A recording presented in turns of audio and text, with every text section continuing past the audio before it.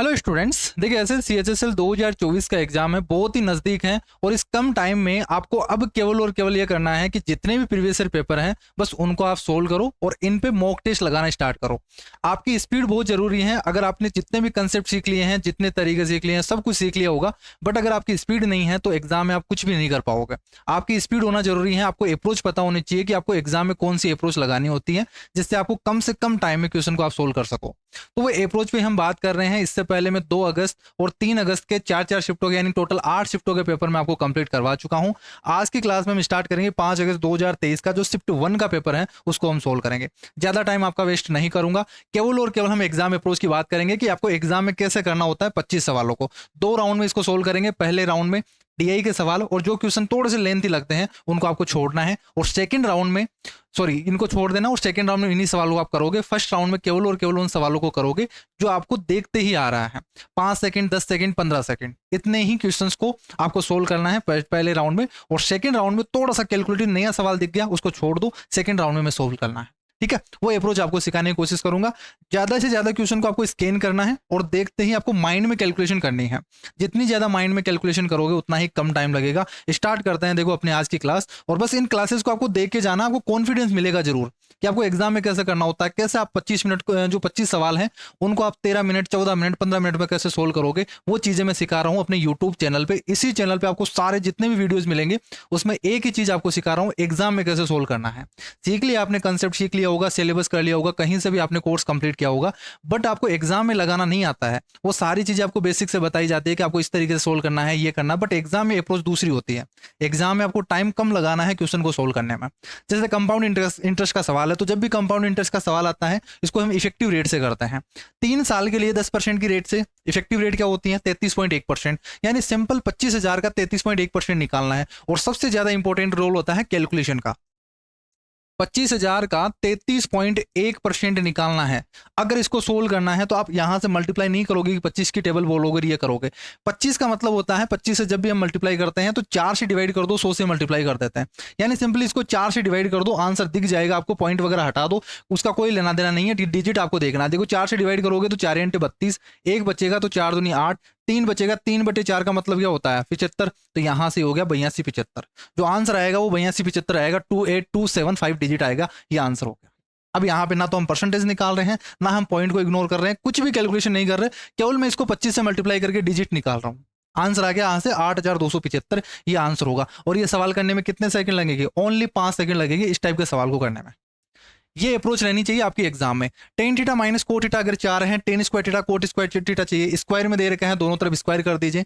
तो ten square theta plus coat square theta minus 2 tan theta cot theta, tan theta से cot theta cut जाएगा और is equal to 16 आएगा। तो यहां से 2 बच जाएगा। देखो टेन स्क्वायर थीटा तो मैं यहां से लिख देता हूं, बट एग्जाम में लिखना नहीं है। एग्जाम में आप करोगे 16 + 2, आंसर आ गया 18।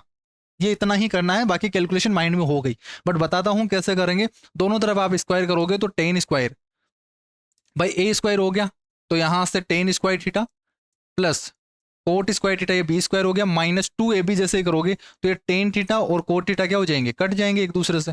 ये टेन थीटा और कोट थीटा कट के 2 बच गया, इज इक्वल टू 16। और ये 2 पलट के उधर चला जाएगा तो +2 हो जाएगा। ठीक है, आंसर आ जाएगा 18। इस तरीके से जब ऐसे सवाल आ जाए तो इनमें आपको ज्यादा दिमाग नहीं लगाना है। ठीक है, अब देखो ये सवाल है, थोड़ा सा आपको नया दिख रहा है, देखने में आपको अगर अजीब लग रहा है तो एक बार के लिए छोड़ दीजिए, बाद में आप सोल्व कर सकते हैं। बाकी इजी सवाल है। देखो क्या बोला गया है, आपको एक ट्राइंगल दे रखा है, इक्विलेटरल ट्राइंगल है एक तरीके से। ये डायग्राम वगैरह बनाने की जरूरत नहीं पड़ती है, बस अगर आप क्वेश्चन को समझ लेते हो तो। ABC अगर आपके पास PQR है तो PQR एक ट्राइंगल है जिसमें आपसे बोला गया है कि रिलेशन बता दीजिए। इसके तीनों साइड सेम है, इसका मतलब इक्विलेटरल ट्राइंगल है, समबाहु त्रिभुज है।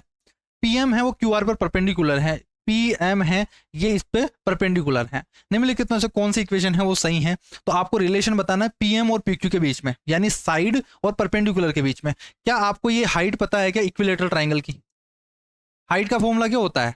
√3/2 इंटू साइड, यही तो होता है ना भाई। हाइट क्या होता है? √3/2 इंटू साइड। हाइट क्या है यहाँ पे? PM। तो PM इज इक्वल टू √3/2 और साइड क्या है? साइड में कौन सी लेनी है? कोई भी ले लो, यहाँ से PQ भी ले सकते हैं, PR भी ले सकते हैं, QR भी ले सकते हैं, बट यहाँ से ऑप्शन में आपको PQ ही दे रखा है तो आप PQ ही लीजिए। तो यहाँ से आप लिख दीजिए PQ।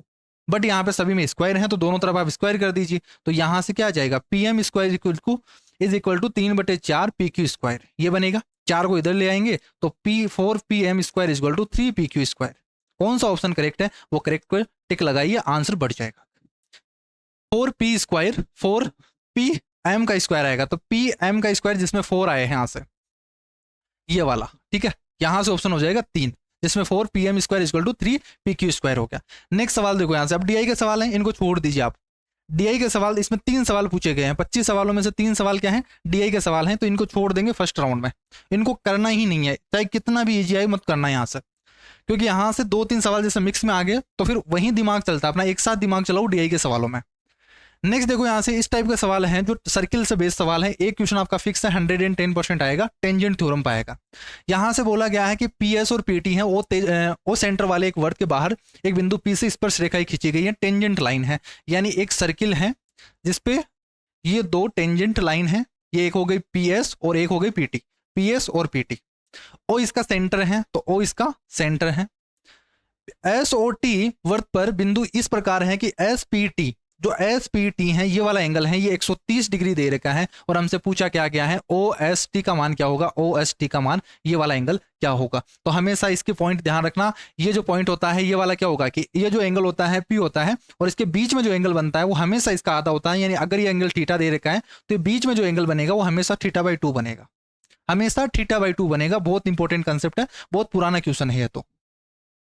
तो डायरेक्ट आप आंसर कर दोगे 65 आ जाएगा, ये हो गया आंसर। बट यहां से थोड़ा सा बता देता हूं कि अगर ये पता ना हो तो कैसे करोगे एग्जाम में, तो उसके लिए आप ये चीज करोगे, देखो यहां से अगर आपको ये फॉर्मूला नहीं पता और ये चीज नहीं पता है तो आप ये लिखोगे भाई 130 डिग्री तो दे ही रखा है, यहां से ये 130 डिग्री है, अगर मैं इसको यहां से मिला दूं, अगर मैं यहां से इसको मिला दूं तो क्या टेंजेंट और रेडियस के बीच में 90 डिग्री का एंगल बनता है।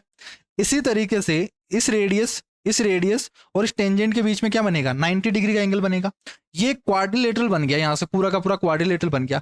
इनका सम तो 90 हो गया, 180 हो गया, तो इनका सम भी क्या होना चाहिए, 180 होना चाहिए। अगर 130 डिग्री है तो ये वाला जो एंगल होगा, कई बार पूछ लिया जाता है, अगर 130 डिग्री है तो ये वाला एंगल क्या होगा, 180 माइनस थीटा होगा। तो 180 में से 130 घटा दोगे, आंसर कितना आ जाएगा, सॉरी यहां से 50 डिग्री हो जाएगा ये वाला। अब ये 50 है, ये भी एक रेडियस है और ये भी एक रेडियस है, तो क्या इस बीच वाले ट्राइंगल में ये आइसोसेलेस ट्राइंगल बन गया, क्या आइसोसेलेस ट्राइंगल बन गया, तो इसके टोटल सम है वो 180 होगा। ये वाला एंगल भी सेम होगा, थीटा होगा, तो ये वाला एंगल भी क्या होगा, थीटा ही होगा, क्योंकि दोनों क्या हैं, बराबर हैं, तो आमने सामने के एंगल्स भी क्या होंगे, बराबर होंगे। तो ये थीटा है तो ये भी थीटा होगा। ये 50 डिग्री है, 180 में से 50 घटाओ 130 का आधा कर दोगे, आंसर आ जाएगा θ/2। तो वो सेम चीज आ रही है, 130 का आधा ही आप करोगे इस तरीके से, तो 65 डिग्री आ जाएगा। ये बेसिक अप्रोच है, बट ये लगानी नहीं है, सीधा पॉइंट है, अगर ये थीटा है तो ये वाला जो एंगल होगा ये हमेशा θ/2 होगा, और ये जो एंगल होता है ये 180 माइनस थीटा होता है, अगर ये थीटा हो तो ये θ/2 हो गया। थ्योरम को ध्यान रखना, यहां से टेंजेंट पे बेस्ड सवाल आते हैं हमेशा। नेक्स्ट देखो यहां से क्या बोला गया है कि अनम और विकास है वो एक व्यवसाय है, बिजनेस स्टार्ट करते हैं 3:2 के रेशियो में, और एक विशेष महीने में अनम को लाभ के रूप में इतने रुपए मिलते हैं, तो उसको उनका टोटल लाभ कितना है। तो यहां से हमेशा प्रॉफिट उनके इन्वेस्टमेंट के रेशियो के अकॉर्डिंग होता है, तो 3:2 ही क्या हो जाएगा, प्रॉफिट का रेशियो हो जाएगा। और अनम के लिए 3 रुपए मिलते हैं, तो यहां से विकास को 2 रुपए मिलते हैं, टोटल 5 रुपए हैं। तो 3 यूनिट की वैल्यू आपको दे रखी है, एक लाइन में लिखोगे 3840 रुपए हैं, ये 3 यूनिट की वैल्यू है, हमें चाहिए टोटल, तो 3 + 2 5 यूनिट की वैल्यू चाहिए, ये टोटल प्रॉफिट हो जाएगा, आंसर निकल जाएगा। सोल्व कर दीजिए, यहां से 3 से डिवाइड कर दीजिए, तो 1 3 दूनी 6 और 2 बचेगा, 3 × 24 × 5। 5 से मल्टीप्लाई करने की ट्रिक सीखो यहां से। 5 से अगर कभी भी मल्टीप्लाई करना हो, इसका आधा करके 0 लगा देना, तो 6 4 0 और एक और 0 लगा देना, आंसर आ गया। अगर कभी भी किसी भी संख्या को 5 से अगर मल्टीप्लाई करना होता है तो उसे डिवाइड कर देते हैं 2 से, और यहां से आके 0 लगा देते हैं उसके। नेक्स्ट देखो इस टाइप के सवाल, पता नहीं वो नींदों में था किस तरीके से, इस तरीके से भी कोई सवाल पूछता है कि आइडेंटिटी है, बिल्कुल सवाल है, बिल्कुल इजी है। ये तो नरेंद्र मोदी अपने प्राइम मिनिस्टर भी कई बार बोलते हैं, और उन्होंने तो एक बार गलत भी बोला था ये, ठीक है। a + b का होल स्क्वायर क्या होता है, a² b² + 2ab। प्रकाश अपने वेतन का 27% है अपने बच्चों की शिक्षा पर खर्च करता है, और एक विशेष महीने में 4% एक ट्रस्ट को दान करता है। वह इन दोनों मदों पर 3038 रुपए खर्च करता है उस महीने के लिए, उसका टोटल वेतन कितना होगा। कभी भी एग्जाम में बेसिक से सवाल नहीं करते हैं, आप एग्जाम में एक लाइन में लिखना सीख जाया करो तो आपका टाइम कम से कम लगेगा वहां से। अब देखो यहां से क्वेश्चन में क्या बोला गया कि 27% बच्चों की शिक्षा पे खर्च कर रहा है और 4% और ट्रस्ट पे दे देता है, यानी 31% उसने क्या कर दिया, खर्चा कर दिया गया। और दोनों पे उसने टोटल खर्चा कितना किया, 3038। क्या 31% की वैल्यू है कि, तो 3038 है, ये 31% की वैल्यू है और टोटल परसेंट की वैल्यू चाहिए कि आपको टोटल कितने रुपए थे उसके पास, तो 100% है। भाई 100 रुपए में से 31 रुपए खर्च कर दिए तो टोटल कितने होंगे, 100 रुपए। 100 यूनिट की वैल्यू निकालोगे तो सोल्व कर दीजिए, 31 से डिवाइड करोगे तो 10 बार तो 310 बनता है, यानी 9 बार जाएगा। आंसर 9 वाला कौन सा है, एक ही ऑप्शन है ये वाला, आंसर आ जाएगा। या फिर इसका यूनिट डिजिट चेक कर लो, 8 आएगा यहाँ से, ये आंसर बन गया। तो यहाँ से 9800 बनेगा। अब देखो ये कैलकुलेशन और थोड़ा सा ऑप्शन पे ध्यान दे दिया करो, आपको देखते ही आंसर दिख जाएगा, यहाँ पे इनको सोल्व करने की भी जरूरत नहीं पड़ेगी। ये 4 सेकंड 3 सेकंड में अप्रोच है उस टाइप से कि आप 3 सेकंड और 4 सेकंड में कर सको। अगर इसको सोल्व करोगे तो फिर ज्यादा टाइम लगेगा।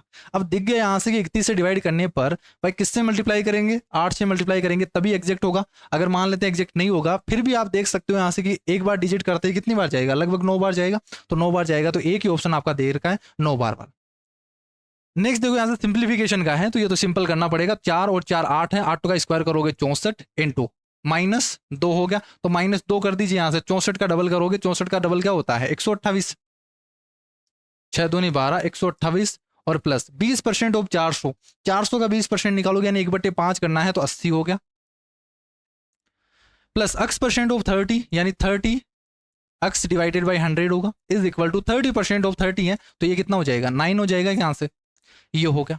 अब इसको सोल्व करना है तो कितना बन जाएगा, देखो 80 है, घटाओगे माइनस का 48 होगा तो प्लस का 48 इधर आ जाएगा, और यहां से प्लस का 48 जोड़ेंगे तो कितना बन जाएगा 57 बन जाएगा, डिवाइडेड बाई 30 इंटू 100 करोगे तो यहां से 19 या 57 होता है, 190 आ गया आंसर। बिल्कुल धीरे से करना है, आपको ज्यादा हड़बड़ी नहीं करनी है एग्जाम में। आप जितना ज्यादा हड़बड़ाहट करते हो ना उतनी ही ज्यादा आपका टाइम वेस्ट होता है वहां पे। बिल्कुल रिलैक्स होकर आप एग्जाम देना, और जितने भी इजी सवाल है ना, अब जैसे 25 सवाल है, अब इन 25 सवालों में से 3 सवाल तो डीआई के आगे, मान लेते हैं आपके 4 से 5 सवाल या 4-5 सवाल हैं वो आपको नहीं आए, बाकी के सवाल तो आपको ईजी आएंगे, वो तो आएंगे ना पूरे के पूरे। अब उन सवालों को कर दो, 8 सवाल हटा दो और बाकी के सवाल हैं यानी 17 सवाल हैं, आप इजीली कर पाओगे। ये 10 सेकंड के सवाल रहेंगे, इनको पहले कर दो और फिर बाकी के जो 8 सवाल हैं आपके पास इतना टाइम बच जाएगा कि आराम से इनको 2-2 बार भी अटेम्प्ट करोगे तो भी टाइम पूरा नहीं होगा।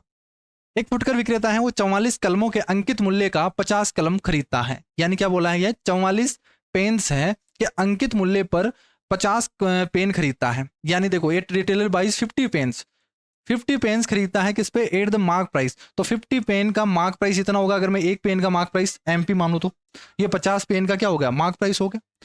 इसका 50 पेन के मार्क प्राइस के बराबर खरीदता है कितने का, वो खरीदता है 44 पेन्स का, 50 pence at the mark price of 44 pence. एक फुटकर विक्रेता है 44 कलमों के अंकित मूल्य पर 50 कलम खरीदता है, उल्टा बोल दिया हमने, ये 44 MP है, इसको खरीदता है, ये किसके बराबर है, ये 50 कोस्ट प्राइस के बराबर है, इतना खरीदता है। भाई एक पेन का अगर एक कोस्ट प्राइस है तो 50 पेन का कोस्ट प्राइस कितना होगा, इतना होगा, ठीक है। लेकिन वो खरीदता कितने पे है, 44 के मार्क प्राइस के बराबर खरीदता है, तो ये दोनों बराबर हो गए। तो आपके पास क्या हो जाएगा, कोस्ट प्राइस और मार्क प्राइस का रेशियो क्या हो गया, यहाँ 50 तो नीचे आ जाएगा, 44 इधर चला जाएगा। तो मैं इस तरीके से बोल सकता हूँ कि कोस्ट प्राइस और मार्क प्राइस का जो रेशियो बन गया वो क्या बन गया, देखो यहाँ से जब भी यहाँ से रेशियो निकालना हो, कोस्ट प्राइस और मार्क प्राइस का निकालना हो, इनका कोफिशिएंट 1 रखना होता है, यानी इस 50 को नीचे भेज दो, इस 44 को इसके नीचे भेज दो, तो 44 किसके नीचे आएगा, कोस्ट प्राइस के नीचे, तो ये कोस्ट प्राइस के नीचे होगा, वही रेशियो होगा, तो ये आ गया 44 और मार्क प्राइस के नीचे क्या होगा 50 होगा, तो ये रेशियो बन गया 44 और 50 का। ये किसका रेशियो है, एक पेन का रेशियो आ गया, यानी 44 रुपए की चीज को 55 रुपए अगर मार्क प्राइस है तो खरीदता कितने में है, 44 रुपए में खरीदता है। अब इसने बोला गया कि वो 1% का डिस्काउंट दे देता है उस पर, अगर मार्क प्राइस पे 1% का डिस्काउंट पे बेचता है तो सेलिंग प्राइस क्या होगा, भाई यहां से मैं इस तरीके से बोल सकता हूं कि अगर 440 है तो ये क्या होगा 500 होगा, और 500 का 1% क्या होगा, 500 का 1% 5 होगा, यानी 495 में वो बेचता है। क्या 495 में बेचेगा, और 495 में बेचेगा तो कितना परसेंट का उसको प्रॉफिट हो रहा है अभी भी, तो 440 की चीज को 495 में बेच रहा है तो 55 रुपए एक्स्ट्रा में बेच रहा है, और कितने पर 440 रुपए पर इंटू 100। ये सोल्व करोगे तो ये हो गया आपके पास 5 बार और ये 4 बार, ठीक, और ये 50/4 हो गया, 25 का आधा कर दोगे 12.5%। ये हो गया। थोड़ा सा नया सवाल था, ठीक है, ये थोड़ा सा टाइम टेकिंग लग सकता है आपको। नेक्स्ट देखो, ये इजी सवाल है बिल्कुल। आपको क्या बोल रखा है भाई, x plus two by x है, ये 1 के बराबर है, तो यहां से हम क्या लिख सकते हैं भाई, एक्स स्क्वायर प्लस 2 है इज इक्वल टू क्या होगा, x के बराबर होगा। और यही चीज हम यहाँ पे पुट कर सकते हैं, यहाँ पे आप पुट करोगे एक्स स्क्वायर प्लस 2 की जगह क्या पुट कर सकते हैं, x पुट कर सकते हैं, तो 7x plus 2, 7x plus x is equal to, sorry divided by X square plus 2 को फिर से हम x लिख देंगे, तो x प्लस 13x ये हो जाएगा। तो 8x divided by 14x, answer आ जाएगा यहाँ से कितना, 4/7, 4/7 हो गया। अब इस टाइप के इजी सवाल दे रखे होते हैं। इतिका ने एक वॉलपेपर शेड खरीदा है, 700 रुपए में खरीदा, इसका मार्क प्राइस 850 रुपए था, डिस्काउंट कितना मिला। अभी इतना इजी सवाल है भाई, 800 रुपए 850 रुपए की चीज को 700 रुपए में खरीदा है, तो कितने डिस्काउंट मिल गया। तो आप या तो रेशियो निकाल दो यहाँ से, भाई देख रहे हो यहाँ से पूरा 850 में से घटाओगे आप, तो ये कर दो भाई 85 में से 70 घटाना है, तो कितना बचेगा यहाँ से 15 रुपए। भाई 15 रुपए का डिस्काउंट मिल गया। कभी भी परसेंटेज निकालना होता है, रियल वैल्यू की जरूरत नहीं पड़ती हमें। तो 15 रुपए का डिस्काउंट मिला है कितने पर, 85 रुपए पर इंटू 100 ये होगा। तो 5 तिया 15 और 17/85, तो 300/17 हो गया। 300 डिवाइडेड बाई 17 हो गया। इसको डिवाइड करोगे तो कितनी बार चला जाएगा, 17 दूना 34, एक ही बार जा रहा है। तो एक कहाँ पे आ रहे हैं, 2 ऑप्शन दिख रहे हैं आपको, 17 और बचेगा कितना 13, ठीक है। 17 और 130 बन जाएगा, 17 × 102 और 17 × 7 119, 17 × 7 119, ठीक है। तो 17 पॉइंट समथिंग आएगा, आंसर हो गया ए ऑप्शन, 17 पॉइंट समथिंग आएगा। तो आगे सोल्व नहीं करेंगे फिर एग्जाम में। ये सवाल देखो यहाँ से क्या बोल रखा है, रूट ए अपॉन बी है is equal to 8/3 minus root B by A दे रखा है। ए माइनस बी आपको दे रखा है, ए बी की वैल्यू हमसे पूछी गई है। थोड़ा सा टाइम टेकिंग सवाल है, 30 सेकंड का सवाल है, इससे ज्यादा का नहीं है आपका। देखो यहाँ से जब इस टाइप का सवाल होता है, दोनों तरफ हम स्क्वायर करते हैं, तो एक बार हम क्या करते हैं, यहाँ पे ए अपॉन बी और बी अपॉन ए है, तो इसको इधर ले आते हैं ताकि ये स्क्वायर होकर कट जाए। तो देखो रूट ए अपॉन बी है, इसको मैं थोड़ा सा डिटेल से समझा रहा हूँ क्योंकि इस टाइप के सवाल आ जाते हैं कई बार। इज इक्वल टू 8/3 का मैं दोनों तरफ स्क्वायर कर रहा हूँ, ठीक है। इसको मैंने इधर ले आया और दोनों तरफ स्क्वायर कर रहे हैं, तो ए प्लस बी का स्क्वायर लगाओगे तो ये क्या बनेगा, ए प्लस ए अपॉन बी, बी अपॉन ए प्लस 2ab बनेगा। तो 2 और रूट देखो लिखोगे, रूट इस तरीके से तो लिखोगे रूट ए अपॉन बी और इसके अंदर लिखोगे बी अपॉन ए। क्या ये कट जाएंगे कि पूरा का पूरा, और ये पूरा का पूरा कट जाएगा और 1 बन जाएगा। Is equal to 64 divided by 9 बन गया। क्या ये बन गया, यहां से आप सोल्व करोगे तो ये बन गया A square plus B square divided by A B is equal to 2 को उधर ले जाओ तो 64 डिवाइडेड बाई 9 माइनस 2 ये बनेगा। इसको सोल्व करोगे तो 18 घटाना है, 18 घटाओगे तो कितना बचेगा 26 और 46 डिवाइडेड बाई 9 बन गया। क्या ये हो गया क्या यहाँ से, तो एक इक्वेशन तो यहाँ से ये बन गई। हमें गिवन है कि a माइनस बी है वो 10 है, a माइनस बी की वैल्यू क्या है 10 है। तो क्या यहाँ से मैं इस तरीके से लिख दूं A square plus B square minus, दोनों तरफ अगर स्क्वायर कर दे तो ये 100 बनेगा, इस तरीके से होगा। और ए स्क्वायर प्लस बी स्क्वायर, हमें क्या चाहिए यहाँ से, ए बी की वैल्यू चाहिए, यानी ए स्क्वायर और बी स्क्वायर को हमें क्या करना है, हटाना है। तो यहां से आप ये पुट कर सकते हो कि ए स्क्वायर प्लस बी स्क्वायर की जगह 100 प्लस 2ab हम पुट कर सकते हैं। तो ये वाली चीज इसमें पुट कर दो। इसमें जैसे ही पुट करोगे A square plus B square की जगह, तो ये क्या बन जाएगा भाई 100 plus 2ab divided by A B is equal to 46 divided by 9 ये बनेगा। अब क्रॉस मल्टीप्लाई करके सोल्व करेंगे, तो यहां से इसको क्रॉस मल्टीप्लाई कर दो, ये बन जाएगा 900 plus 18ab is equal to 46ab, ठीक। 18 उधर घटा दोगे तो यहां से बचेगा कितना 8 8 16 20 और 28ab, 28ab की वैल्यू 900 है, तो ab की वैल्यू कितनी हो जाएगी 25 से डिवाइड कर, सॉरी 4 से डिवाइड कर दो तो 9 इंटू 25 डिवाइडेड बाई 7, 25 नाम 225, 225 डिवाइडेड बाई 7 आएगा, 7 या 21, 1 7 19 14, 1/7, 32 सही 1/7%, सॉरी 32 सही 1/7 आ जाएगा, आंसर ए ऑप्शन होगा। थोड़ा सा टाइम टेकिंग सवाल है, इसका कोई अल्टरनेटिव तरीका दूसरा नहीं है, ये बेसिक से ही करना पड़ता है। नेक्स्ट देखो यहां से फिर से बोला गया है कि एक ट्राइंगल है, सॉरी एक सर्किल दे रखा है जिसके 2 रेडियस के बीच में जो एंगल है वो 100 डिग्री है। यदि त्रिज्याओं के छोरों पर यानी उनके जो कॉर्नर है उन पर 2 स्पर्श रेखाएं खींची जाए तो उनके बीच का एंगल क्या होगा। मैं डायरेक्ट बता सकता हूं, यहाँ से 360 में से, सॉरी 180 में से 100 घटाओगे 80 आंसर आ जाएगा, ये होगा। अभी मैंने आपको बताया था कि यहां से ये एक सर्किल है, इसके 2 टेंजेंट खींची गई हैं, ये वाले टेंजेंट है। क्या यहां से इन 2 रेडियस के बीच का एंगल ही तो दे रखा है, 2 रेडियस के बीच का एंगल ये वाला दे दिया आपको 100 डिग्री और ये वाला एंगल पूछ लिया, और इनका सम क्या होता है 180 तो होता है, अगर ये थीटा है तो ये 180 माइनस थीटा होगा, अगर ये थीटा है तो ये 180 माइनस थीटा होगा। इनका दोनों का सम 180 होना चाहिए, क्योंकि इनका सम तो 180 है, 360 बनता है पूरे क्वाड्रिलेटरल का, तो ये वाला एंगल क्या होगा 180 माइनस 100 हो जाएगा, आंसर हो गया 80। इस तरीके के जो कंसेप्ट हैं वो आपके माइंड में होने चाहिए। अगर कंसेप्ट ही नहीं है तो फिर आप टाइम लगाओगे वहां पे, पूरा बेसिक से करोगे, डायग्राम बनाओगे फिर सोल्व करोगे तो टाइम लगेगा फिर आपका। ये सारे पॉइंट जितने भी तरीके हैं, जो भी जितने भी फॉर्मूला है, जितने पॉइंट है वो सारे याद होने चाहिए। एडवांस में तो केवल और केवल रटने का काम है, जितने भी फॉर्मूले हैं उनको रट लीजिए, जितनी थ्योरम है उनको याद कर लीजिए, जितने इंपॉर्टेंट पॉइंट्स हैं उनको याद कर लीजिए। और इनके लिए एक सजेशन दूंगा मैं, नीचे डिस्क्रिप्शन बॉक्स में एक लिंक दी हुई है, केवल आपको ₹51 पे करना है, इसमें आपको क्विक रिवीजन मिलेगा, आपको क्विक रिवीजन की पीडीएफ मिलेगी। क्विक रिवीजन की पीडीएफ मैंने बनाई है, जो मैंने शॉर्ट नोट्स बनाए हैं, अपनी डायरी में लिखे थे, जैसे जैसे पॉइंट आ रहे थे नए नए, तो वो सारे मैंने एक साथ अरेंज किए हुए हैं पूरे के पूरे। बस उन फॉर्मुलेज को और उन पॉइंट्स को आप याद कर लीजिए, उससे बाहर कुछ नहीं होगा। उसमें इंपॉर्टेंट भी लिखा हुआ है, क्योंकि वो मेरे यहाँ खुद के हैंड रिटन नोट्स लिखे हुए हैं, मैंने खुद पर्सनल यूज के लिए लिखा था उन सबको। तो उनमें जो इंपॉर्टेंट लिखे हुए हैं वहां से 110% है, वहां उस पॉइंट से क्वेश्चन बनेगा ही बनेगा। और उसमें लिखे हुए भी हैं कि इंपॉर्टेंट्स में कौन कौन से टाइप है, उसमें जो पॉइंट्स में है उसमें आपको देखने को भी मिलेगा कि यहाँ से फॉर्मूला, इस फॉर्मूले पे बेस और इस पॉइंट पे बेस क्वेश्चन पूछा गया है 2021 में, 2020 में, ये मैंने लिखा है उस पर। बस आपको ये ₹51 पे करना है, और कहीं से आपको कोई दूसरा चीज रिसोर्स यूज नहीं करना है रिवीजन के लिए। बस ये रिवाइज कर लो, आपके इससे बाहर कुछ जाएगा ही नहीं, ठीक है। आपका प्री तो उसी से क्लियर हो जाएगा। और आपको कोई कंप्लीट अब नहीं पढ़ना है कि आप पूरा कंप्लीट ले रहे हो, पैकेज ले रहे हो, पूरा कोर्स ले रहे हो, वो मत करना आप करता, ठीक है। नेक्स्ट देखो, यहाँ से एक रोम्बस आपको दे रखा है STUV, S and U are joint. SUV angle आपको 44 डिग्री दे रखा है, 92 डिग्री दे रखा है STU। तो इस टाइप के सवाल में आपको डायग्राम बनाने की जरूरत पड़ती है। जब आपको कुछ समझ में ही नहीं आए तो तब आपको तो डायग्राम बनाना ही है। ये एक रोम्बस है, ठीक है। इसमें बोला गया है STU और V, ठीक है। ये है SUV है, SU और V, ये जो एंगल है, ये वाला एंगल, ठीक है। ये वाला एंगल कितना दे रखा है आपको 44 डिग्री दे रखा है। और STU ये वाला एंगल है, ये 92 डिग्री दे रखा है। हमसे पूछा क्या गया है कि SV और U, SVU, यानी एक तो एंगल ये चाहिए हमें, और एक एंगल चाहिए TSU, TS और U, ये वाला एंगल चाहिए एक हमें। दो एंगल चाहिए तभी हम बता सकते हैं। तो इसका 4 गुना, इसका 3 गुना करके माइनस करना है। तो हमेशा ध्यान रखना, यहाँ पे एक रोम्बस है तो इसके अपोजिट एंगल क्या होते हैं, हमेशा बराबर होते हैं। यानी ये 90 डिग्री है, 92 डिग्री है, तो ये भी 92 डिग्री होगा। ये एक दूसरे के पैरेलल होते हैं, तो ये पैरेलल लाइन है। और यहाँ पे अल्टरनेट एंगल बन गया, क्या एकांतर कोण बन गया, ये 44 डिग्री है, तो ये भी क्या होगा 44 डिग्री होगा। तो बस आ गया यहाँ से।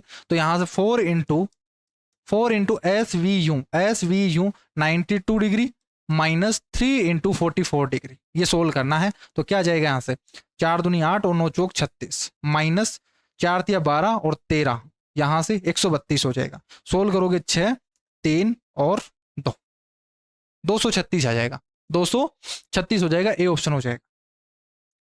ए अगर 30 डिग्री है तो टेन थीटा में, तो ट्रिग्नोमेट्री का सवाल है, सिंपल सा सवाल है कि 2 इंटू टेन 30 का मान 1/√3, 1 माइनस 1/3 हो जाएगा, स्क्वायर करेंगे तो यहाँ से 2/3 हो गया, ये 2/3 हो गया, 2 से 2 चला गया, 3 पलट के ऊपर चला जाएगा, तो 3/√3 आएगा इसका आंसर, 3/3 इसको हम ये भी लिख सकते हैं, √3 भी लिख सकते हैं। अगर ऑप्शन में √3 है तो √3 आंसर होगा, 3/√3 दे रखा है तो ये वाला आंसर होगा। टाइम एंड वर्क का सवाल पूछा गया है। टाइम एंड वर्क के सवाल बहुत ही ईजी सवाल दे रखे होते हैं, इनको पहले राउंड में ही करना है, चाहे कितना भी लेंथ दे रखा हो। 7 लोग हैं, प्रतिदिन 4 घंटे काम करके एक काम को 14 दिनों में कंप्लीट कर सकते हैं। इसी काम को अगर 12 लोग 8 घंटे काम करके कितने दिन में कंप्लीट कर सकते हैं? तो 7 लोग हैं, 4 घंटे काम करके 14 दिनों में कंप्लीट काम करते हैं, तो ये टोटल वर्क हो गया।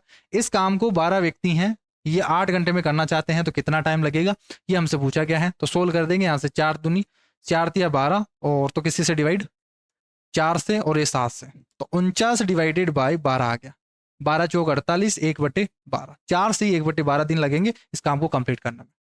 यदि एक शहर के नक्शे में 1 किलोमीटर के माप को एक पैमाने पर 0.2 सेंटीमीटर से दर्शाया जाता है, यानी 1 किलोमीटर की जगह 0.2 सेंटीमीटर दर्शाया जाएगा, अगर उसका एरिया इतना है तो उसको किस तरीके से डिनोट किया जाएगा, यानी इतने किलोमीटर हैं तो उसको सेंटीमीटर में डिनोट किया जाएगा, यानी किलोमीटर को ही 0.2 में कर दिया, उसको कन्वर्ट कर दिया गया।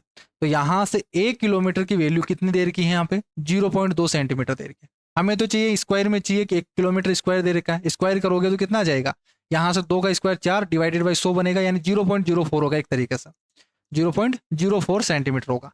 यानी आपको सिंपली क्या कर देना है भाई, 1 किलोमीटर की जगह ये, तो 1 किलोमीटर स्क्वायर की जगह ये, तो यहाँ से आपको एरिया दे रखा है 22,500 किलोमीटर स्क्वायर है। किलोमीटर स्क्वायर की जगह क्या पुट करेंगे, इसको पुट करेंगे 0.04, ये पुट कर देंगे तो कितना बन जाएगा, 22 दूना 44, 45, 45 दूना 90, तो यहाँ से आ जाएगा 900 किलोमीटर स्क्वायर। ये कन्वर्ट होके इतना बन जाएगा पूरा का पूरा। भाई 1 किलोमीटर को 0.2 सेंटीमीटर ही कन्वर्ट कर रहे हैं, तो जब ये पूरा एरिया होगा ना वो इतना बन जाएगा आपका। नेक्स्ट देखो यहाँ से टेन थीटा की वैल्यू इतनी है, सेक थीटा की वैल्यू क्या होगी, ये सिंपल से सवाल है, इनमें ज्यादा टाइम नहीं लगना चाहिए। 4 है, ये 5 है, तो ये क्या होगा, 4 का स्क्वायर 5 का स्क्वायर, इसका रूट करोगे तो ये रूट 41 हो गया। रूट 41/5 क्या होगा, सेक थीटा होगा। रूट 41 डिवाइडेड बाई 5 है, सेक थीटा होगा।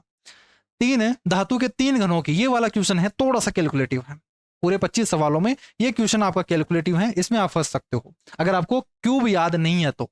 बाकी याद है तो कोई दिक्कत नहीं है।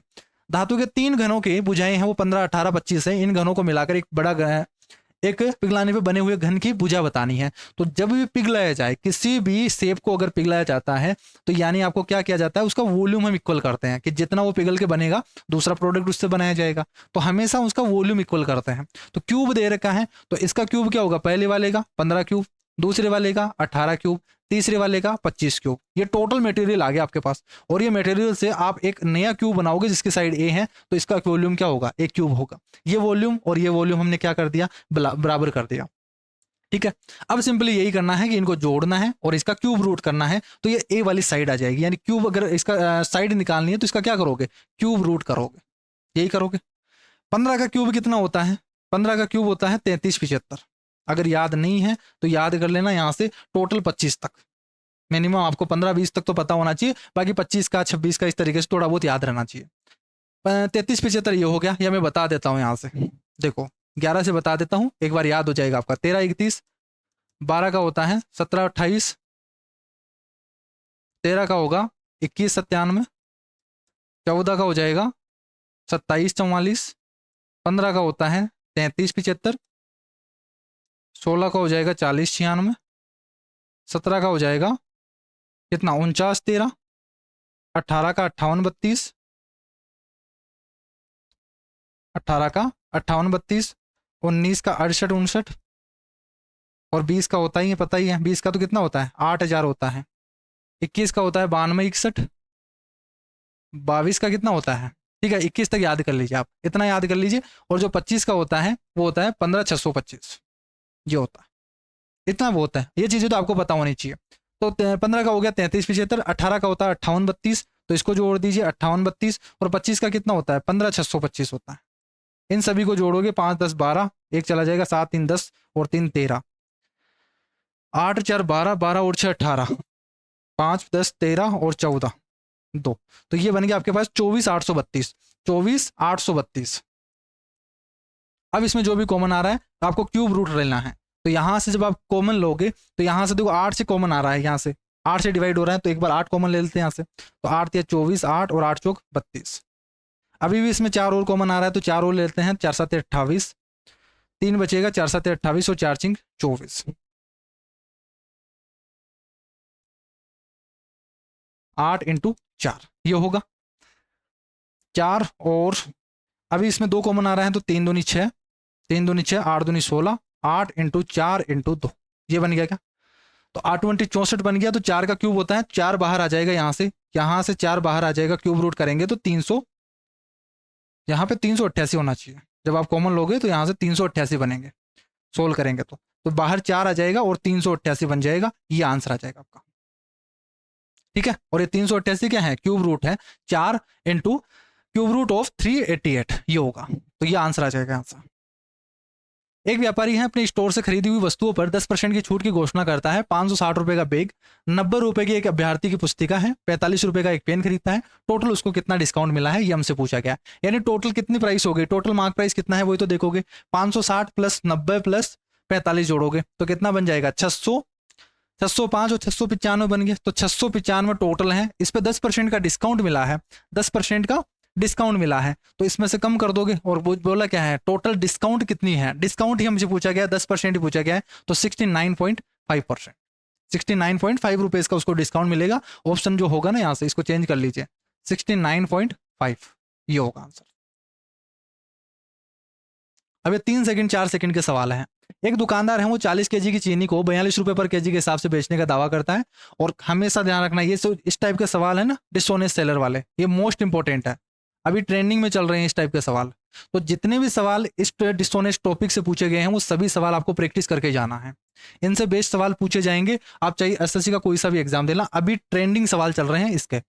तो 40 रुपए की चीज को 42 रुपए में बेचने का दावा करता है, तो 40 रुपए की चीज को वो 42 रुपए में बेचने का दावा करता है। खरीदा इतने में है, बेचा इतने में है, लेकिन वो क्या करता है, इस 40 रुपए में 600 ग्राम देता है। 40 रुपए में 600 ग्राम तो खरीदता है, बट देता कितना है 550 ग्राम। इसके नीचे लिख दोगे आप और यहां से इनका रेशियो निकाल दोगे, ये रेशियो आ जाएगा कॉस्ट प्राइस और सेलिंग प्राइस का, और यहीं पे अपना प्रॉफिट दिख जाएगा।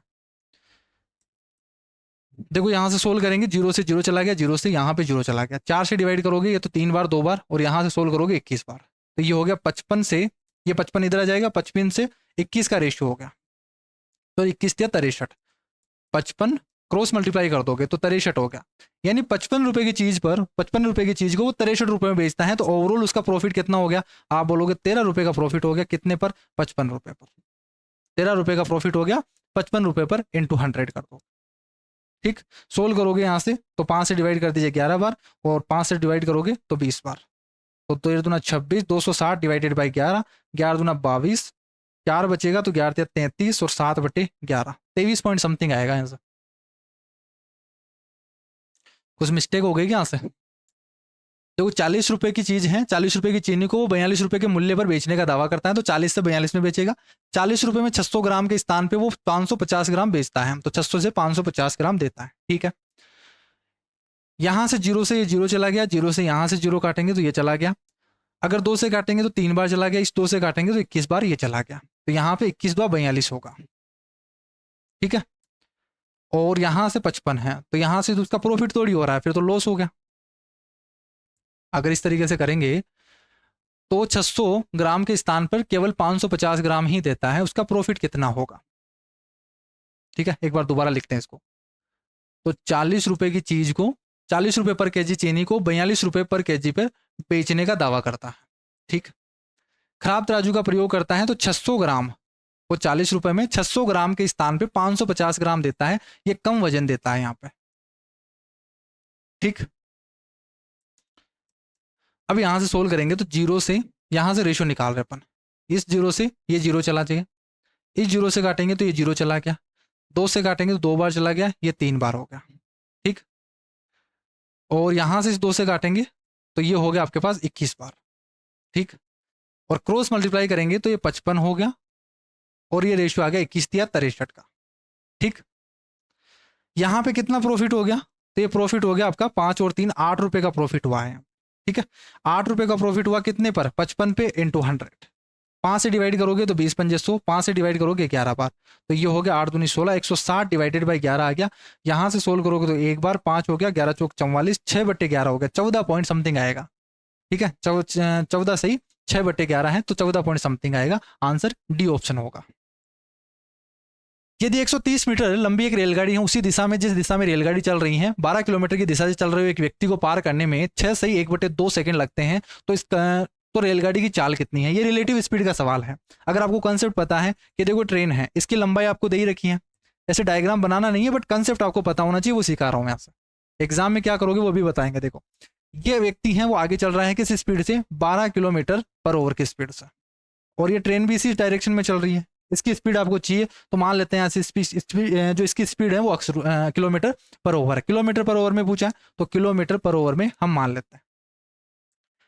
अब ये कंसेप्ट आपको पता होना चाहिए कि जब ट्रेन इसको पार करेगी तो ये खुद की लंबाई के बराबर डिस्टेंस ट्रेवल करेगी, तो डिस्टेंस होगी 130 किलोमीटर, 130 मीटर होगी, मीटर में है, किलोमीटर में नहीं है, मीटर में है, और सेकंड आपको टाइम आपको दे ही रखा है, स्पीड आपको दे रखी है, और दोनों की जो रिलेटिव स्पीड होगी वो क्या हो जाएगी, ज्यादा माइनस कम, तो ये ट्रेन की ज्यादा है तो x माइनस 12 किलोमीटर पर ओवर। ये हो गई रिलेटिव स्पीड। एक ही सेम डायरेक्शन में जा रहे हैं तो माइनस होगी, अगर अपोजिट डायरेक्शन में आते हो तो दोनों की जुड़ जाते हैं। ठीक, फॉर्मूला आप यही लगाओगे कि भाई डिस्टेंस इक्वल टू क्या होता है, स्पीड इनटू टाइम होता है। बस रिलेटिव स्पीड लिख दोगे, यहां से रिलेटिव स्पीड लिख दोगे। डिस्टेंस खुद के बराबर तय करेगी तो 130 मीटर ट्रेवल कर रही है। रिलेटिव स्पीड क्या हो गई यहाँ से, अक्स माइनस 12 किलोमीटर पर ओवर है, तो इसको मीटर पर सेकंड में कन्वर्ट करो, 5/18 से मल्टीप्लाई। और टाइम आपको दे रखा है सेकंड में, तो सेकंड में आप पुट कर दीजिए, 6 से ही 1/2 है, तो 6 दूनी 12 और 1 13/2 सेकंड। यहां से एक्स की वैल्यू निकाल दीजिए, आंसर आ जाएगा। और यही हमसे पूछा गया है। तो यहां से 13 से ये 13 तो चला गया, और इस 5 से डिवाइड करोगे तो 2 बार चला गया, और 18 36, तो 36 2 72 हो गया। 72 इजक्वल टू अक्स माइनस 12 है, तो अक्स की वैल्यू कितनी हो जाएगी, 72 और 2 74, 74 और 10 84, तो 84 किलोमीटर पर आवर। एग्जाम में बस आपको केवल ये चीज लिखनी है, ये डायग्राम वगैरह नहीं बनाना, ये समझाने के लिए बताया है। आप डायरेक्ट लिखोगे distance equal to relative speed into time है, सब कुछ आपको दे रखा है। और यहाँ से रिलेटिव स्पीड निकालनी है, तो दोनों सेम डायरेक्शन में जाते हैं तो डिफरेंस निकालते हैं, जब अपोजिट डायरेक्शन में आते हैं, एक दूसरे की तरफ आते हैं, तो जुड़ जाती है दोनों की स्पीड। लास्ट क्वेश्चन देखो यहाँ से, ये तो सवाल आ गया ना वापस से, ये तो हो गया। ठीक है, अब यहाँ से आपके पास बचे हैं डीआई के सवाल। अब डीआई के सवाल को आप कर दीजिए। डीआई का सवाल देखो, यहाँ से पहला सवाल हमसे पूछा गया है, 3 सवाल डीआई के पूछे गए हैं 25 में से। क्या पूछा गया है यहाँ से कि किस महीने में सबसे अधिक बिक्री हुई है और 6 महीने की कुल बिक्री की कितनी प्रतिशत है। तो सबसे ज्यादा यहाँ पे सेल्स किस में हुई है, सबसे ज्यादा आपको सबसे टॉप पर क्या दिख रहा है, 800, यानी सितंबर में सबसे ज्यादा सेल हुई है। तो ये 2 ऑप्शन तो बिल्कुल ही नहीं होंगे। ठीक, सितंबर का 2 ऑप्शन आ गया, अभी 18% और 21% का है। तो क्या करोगे, टोटल निकालोगे यहाँ से, 6 6 12 13, 13 और 7 20, 20 5 25, 5 30, 30 और 8 38, 38 में से 500 और कम कर दो तो 3750, टोटल 3750 है। ये 800 का 800 है, वो 3750 का कितना परसेंट है वही तो निकालना है। अब देखो यहाँ से कैलकुलेशन, 0 से 0 चला गया, 375 है, तो 37.5% की आपको फ्रैक्शन वैल्यू पता है क्या, 37.5 का मतलब क्या होता है, 3/8, यानी 300/8 तो होता नहीं है। अगर मैं इस 375 को मैं इस तरीके से लिख सकता हूं, अगर यहां से, या फिर आप कैलकुलेशन के जरिए आप इसको हटा दीजिए, आप सिंपली ये कर दीजिए, इसको 3/8 लिखते हैं अपन, तो आप 8 से मल्टीप्लाई कर दीजिए और 3 से डिवाइड कर दीजिए, सिंपली यही आएगा। तो जो पॉइंट में आ जाएगा आपके पास 8/64 डिवाइडेड बाई 3, तो ये कितना हो जाएगा, 3 दूनी 6 और 21.333 आंसर आ जाएगा। ये हो गया। अब एक कैलकुलेशन का पार्ट है, ठीक है, ये कैलकुलेशन आपको आनी चाहिए। अब मैंने किया कैसे है, वो चीज़ बहुत बड़ी है, क्योंकि पूरा कैलकुलेशन समझाना पड़ेगा फिर आपको। बस 37.5% का मतलब 300/8 होता है, बट यहाँ पे 375 लिखा हुआ है, तो मैं अगर इस पॉइंट को हटाऊं तो एक और जीरो लगा दूं दोनों तरफ, तो मैं यहाँ पे इस तरीके से लिख सकता हूँ इसको, 3000 डिवाइडेड बाई 8, ये मैंने लिख दिया, 0 से 0 चला गया और 8/64 डिवाइडेड बाई 3 बन गया। ये मैंने डायरेक्ट सोल्व कर दिया फिर। ठीक है, इसको सोल्व करेंगे तो आंसर ये आ जाएगा। तो ये कैलकुलेशन वाले तरीके आपको पता होने चाहिए सारे के सारे, और इसका कंप्लीट कोर्स अपने ऐप पर अवेलेबल है, सेम जो नेम है अपने चैनल का, मैथ्स विद गजानंद, इस पे आपको ये सारे तरीके मिल जाएंगे कैलकुलेशन के। अगर आपकी बिल्कुल ही कैलकुलेशन नहीं है, कि स्पीड ही नहीं है, आपको बिल्कुल ही नहीं आती है ये तरीके, 5 से मल्टीप्लाई, 10 से 25 से मल्टीप्लाई, 75 से मल्टीप्लाई, ये कुछ तरीके होते हैं। ठीक है, तो अगर ये चीज़ें पता ही नहीं है तो आप ये ऐप डाउनलोड कर लीजिए, यहाँ पे मैंने बेसिक कैलकुलेशन है उसका एक कंप्लीट कोर्स बनाया हुआ है, वो आप ले सकते हो, उससे सारी चीज़ें आप समझ में आ जाएगी आपको। ये सवाल थोड़ा सा लेंथी है, देखो ये अच्छा सवाल पूछा गया है 25 सवालों में से डीआई का सवाल। ये कैलकुलेटिव सवाल है, 1 से 1.5 मिनट का सवाल है यहाँ से। तो अगर आप पहले राउंड में इन सवालों को करने बैठ गए, ये 1-1.5 मिनट का सवाल है, तो शुरू में जब आप सोल्व करोगे ना, तो यही सवाल 3 मिनट का बन जाएगा, क्योंकि आप प्रेशर में रहोगे। अब आपने पूरे सवाल कर लिए हैं, अब आपके पास 3 सवाल बचे हैं, तो आप थोड़ा सा रिलैक्स कर पाओगे। भाई ये सवाल जैसे मान लीजिए हार्ड आ गया, तो दूसरा सवाल देख लोगे आप, फिर लास्ट में कर लेंगे जो सवाल बच गया आपका और ज्यादा कैलकुलेटिव है। तो 3 सवालों में से जैसे ये हो गया, तो एक और कर देते हैं, फिर उसको सोल्व करते हैं। तीनों शहरों में मिलाकर किस प्रकार के वाहनों की संख्या सबसे अधिक है, ये इजी सवाल है। तो यहाँ से सभी सिटी में आपको जोड़ना है कि किसकी ज्यादा है, कार, बस, ट्रक और बाइक में से। तो 4 3 7 और 3 10.5 हो गया, इसका सम 10.5 है। 3 4 3 7 और 2 9 और 1 10, इसका सम 10 आ रहा है। और यहाँ से 3 3 6 9 9 और 10 10.4 आ रहा है, इसका सम 10.4 हो गया। 3 3 9 4 3 7 2 9, तो 9.9 आ रहा है। सबसे ज्यादा किसमें है, इसमें है, तो ये क्या है, कार है, तो कार का हो जाएगा सबसे ज्यादा, ए ऑप्शन हो गया। अब देखो यहां से ये सवाल, अब इसमें 3 सवाल बन गए, देखो 1 2 3 4 ऑप्शन है, तो 4 टाइप के सवाल बन गए। चारों वैल्यू आपको निकाल के चेक करना ही पड़ेगा कि कौन सा सही है यहाँ पे। ठीक, जैसे बोला है हमसे, क्या बोला गया है कि रिटेलर मार्जिन का रिटेलर मार्जिन है वो 3,55,500 है, इतना है। यानी 22.5% की वैल्यू आपको दे रखी है, तो मैं 1% की वैल्यू निकाल लेता हूँ सबसे पहले। तो 3,55,500 है, ये 22.5% की वैल्यू है, 22.5% की वैल्यू है, तो 1% की वैल्यू आ जाएगी हमारे पास, ये 1% की वैल्यू आ जाएगी। फिर जो भी पूछा जाए हम निकाल देंगे यहाँ से उससे मल्टीप्लाई करके। तो 1% की वैल्यू निकालनी है। 22.5 को मैं क्या लिख सकता हूँ, इसको मैं लिख सकता हूँ 45/2, 45/2 लिख सकते हैं। पलट के ऊपर चला जाएगा 2 ऊपर, 5 से डिवाइड करोगे तो 5 नाम 45, 5 7 35 और 1 1, 9 से डिवाइड करोगे 9 × 72 होता है, 9 7 63, 8 बचेगा, 9 नाम 81 हो गया, 7900 हो गया। और इंटू 2 करोगे तो 9 दूनी 18, 7 दूनी 14 और 1 15, तो 15,800 क्या हो गया, 1% की वैल्यू है 15,800। अब देखो यहां से ऑप्शन से चेक करो कि the sum of the cost of printing and the cost of editing is 3,15,000। तो कॉस्ट ऑफ प्रिंटिंग, तो प्रिंटिंग की कितनी है 12.5%, और एडिटिंग में कितना है 7.5%। दोनों का सम निकालना है, तो परसेंटेज ही चेक कर लेते हैं यहाँ से। 12 और 13, 13 और 7 20%, यानी 20%। तो इन दोनों का जो सम होगा वो कितना होगा, इन दोनों का सम है वो 20% होगा। 20% की वैल्यू चेक कर लेते हैं क्या ये आएगी क्या, ठीक है। इसी तरीके से जैसे 20% निकालोगे, इसको 20 से मल्टीप्लाई करोगे तो कितना आएगा यहाँ से, भाई 1% की वैल्यू इतनी है तो 20 की वैल्यू क्या होगी, 20 से मल्टीप्लाई करोगे, 15 दूना 30 और 31 6, तो 316 के करीब आनी चाहिए। तो 316 नहीं है, 315 है, तो ये तो ऑप्शन नहीं होगा, ठीक। अगर यहाँ पे 316 होता आ जाता answer. The difference between the retailer margin and the cost of editing is, तो यहां से डिफरेंस बिटवीन रिटेलर मार्जिन, तो रिटेलर मार्जिन की कॉस्ट ये रही, यहां से कितने परसेंट है 22.5%। अब आपको ये गलती मत करना कि आप सभी का अलग अलग निकालने बैठ के, 1% की वैल्यू है, सभी का हम निकालेंगे फिर चेक करेंगे, प्लस ये निकालेंगे, सम पूछा है तो सम चेक करेंगे, डिफरेंस चेक करेंगे, वो गलती मत करना। डायरेक्ट यही तरीका है इस क्वेश्चन को सोल्व करने का, वो दूसरा तरीका नहीं है शॉर्ट। तो difference between retailer margin and cost of editing, cost of editing इनका डिफरेंस बताना है। तो 22.5 और 7.5 का डिफरेंस ही देख लो पहले। तो यहां से 22 और 7 घटा दे 15% आ गया। क्या यहां से इसका 15% सेकंड पार्ट है, तो इसको 15 मल्टीप्लाई करेंगे तो 15,800। क्या ये बन रहा है क्या, यहाँ से 15 से मल्टीप्लाई करेंगे तो 15 × 120, 12 15.75, 77 और 87, 8 15 और 8 जोड़ोगे 23, तो ये बनेगा क्या यहाँ से, तो 2,37,000 आ रहा है, बट ये तो 2,33,000 की समथिंग दे रहा है, तो ये भी नहीं होगा। The difference between the cost of promotion and the cost of editing, promotion और एडिटिंग का, प्रमोशन और एडिटिंग का, तो यहां से इनका डिफरेंस बताना। 12.5 और 7.5 के बीच में डिफरेंस बोलोगे तो ये हो गया 5%। क्या यहां से इसका 5% यानी 5 से मल्टीप्लाई करोगे, 5 से मल्टीप्लाई करने का मतलब आधा करके जीरो लगा देंगे, तो 7 दूनी 14, 9 दूनी 18, 1 2 3, क्या 79,000 आ रहा है क्या, बिल्कुल नहीं आ रहा, 80,000 के करीब दे रखा है, तो ये ऑप्शन भी नहीं होगा। आंसर हो जाएगा आपका डी ऑप्शन। अगर तीनों ही ऑप्शन नहीं हो रहे तो फिर चौथा ऑप्शन तो होगा ही। बाकी सोल्व कैसे करोगे, the sum of the cost incurred towards payment of royalty, payment of royalty ये वाला, और and the cost of editing, cost of editing इनका क्या बताना, सम बताना है। तो इन दोनों को आप जोड़ दोगे, कितना बन जाएगा 10 और 7 17.5%। तो यहां से चौथी वैल्यू जब आप करोगे तो इसको मल्टीप्लाई करो 17.5 से 15,800 को, जब इसको मल्टीप्लाई करोगे तो सेम डाटा बनेगा और यहां से ये आंसर आ जाएगा। क्लियर है क्या यहां से, ठीक है। तो ये 25 सवाल थे, आपको एग्जाम में इसी तरीके से करने होंगे। सारी कैलकुलेशन आपके माइंड में होनी चाहिए, सारे कंसेप्ट आपके माइंड में होने चाहिए, सारे फॉर्मूले, सारे पॉइंट। अगर ये सब चीजें आपके माइंड में है तो फिर 25 सवालों का आप 12 मिनट 13 मिनट में इजीली कर सकते हो। अगर नहीं पता तो यहां से मेरे वीडियोस आप चेक कर लीजिए, मैंने सोल्व करके बताया भी है 12 मिनट में, जो मैंने पूरा टाइप करके आपको पूरा इंटरफेस से, एग्जाम के इंटरफेस से सोल्व करके बताया, ठीक है। बाकी ये जब आप अप्रोच लगाओगे तो इससे भी कम टाइम लगेगा आपका।